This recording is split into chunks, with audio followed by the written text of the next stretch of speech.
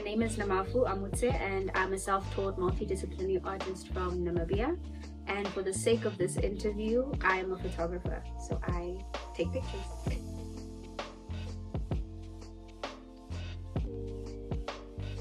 It started off with film. So film was always my first love. I love stories, and so diving into that was something that I always wanted to do.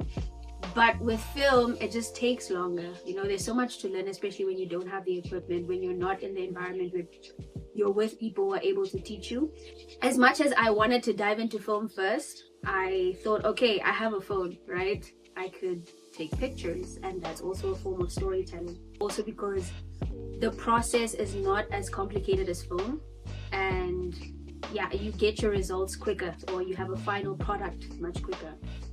That's how I've been landed with photography.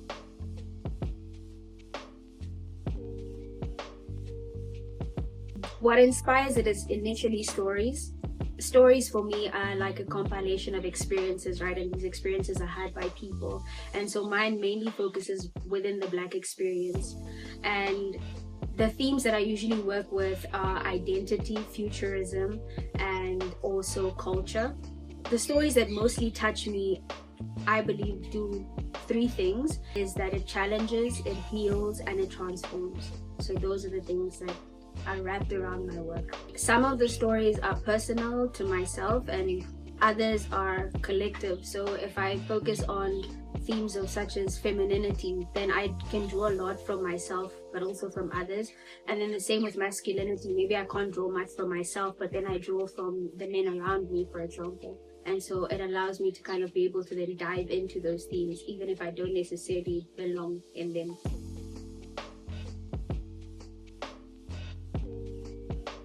An idea usually starts off with either a phrase sometimes or a sentence, or I see an image already.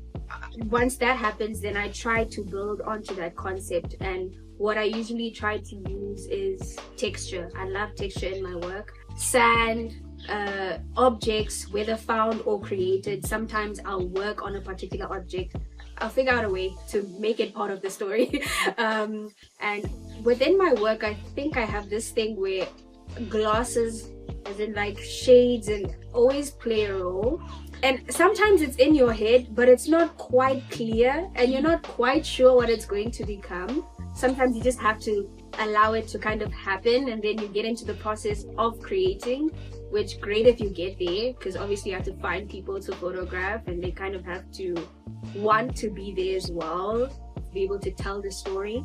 And then you have to sit with the editing process, which for me is either one of two things. Either I finish editing the photo series within a couple of days, or I sit with it for like 7 months because I just can't find quite the right edit.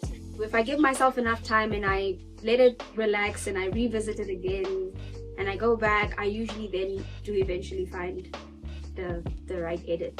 And then it's a matter of putting it out there, because yes, you created it now, but is it just for you to look at, or is it now for everyone else to kind of be able to have their own opinions or thoughts about what the work says to them?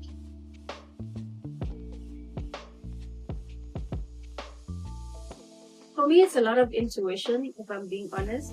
And also, if you notice, I mostly photograph my siblings. So the space already is extremely comfortable, and it's also a space that I'm able to be vulnerable, where me and said sibling in front of the camera can kind of have an honest experience without necessarily saying anything. My siblings, they're not models, and I think I love photographing them more because with them there's just so much more magic there. It's not like they're trying to show me anything. They're not trying to mask or please me in a certain way. They just are, and I think that I'm able to capture so much more story and depth because of that.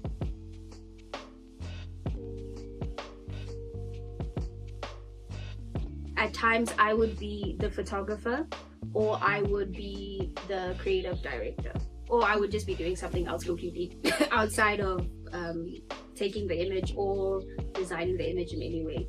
I think it's always challenging for the artist when you have this idea, right? And it's like your baby, and you're not quite sure if you can trust someone else with that idea, what they're going to do with that idea. And so I think I'm still in a place where if it's my baby, I choose to drive it to the end of the destination.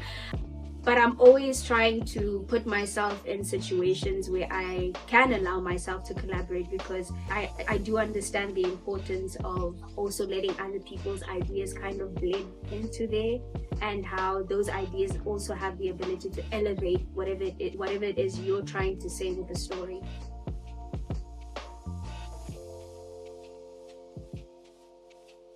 I think the simplest thing that my work has revealed to me is that art is my core. If ever I doubted it, I know for a fact now. I just can't help but always create, whether it's through writing, whatever art form it is. It's really just like a part of me, and I think that's what it's revealed to me, number one. And number two, that I definitely want to share that I don't just necessarily want to create and keep it, but I would love to put that out for whoever to resonate with, because that's what other art does to me. That's what film does to me, that's what reading a poem does to me, that's what listening to a song does to me. So yeah.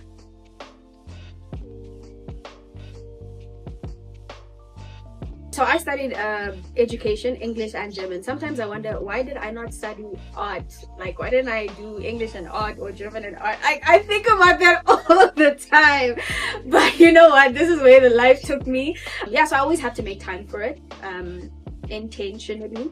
But like I said, it's always with me. So during my little 5-minute breaks or during break, trust, I'm with my notebook. I'm always jotting things down because ideas are always running through my head. And the cool thing about being an educator is you have holidays, guys. Holidays. So I get to use that time to create and so forth. So yeah, I think for now it's working out. The balance is working out well.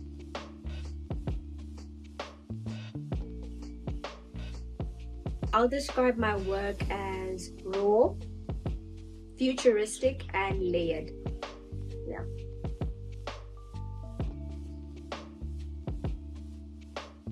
You can find my work on my Instagram at Namafu. And you can also find my work on Star Art Gallery's website. Search for me, I'm one of the artists there. And then, I can't believe I'm saying this, but Google me. You can Google me. My work has been featured on literary magazines. I've also had articles written by various journalists. So yeah, there's always something to read about.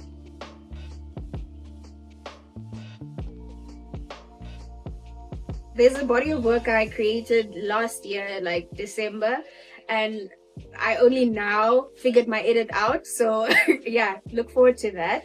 And then I'm also excited for a international exhibition that is going to be happening this year. Yeah, more on that. I'll definitely share more on that when I can share more on that. But yeah, that's coming up this year still.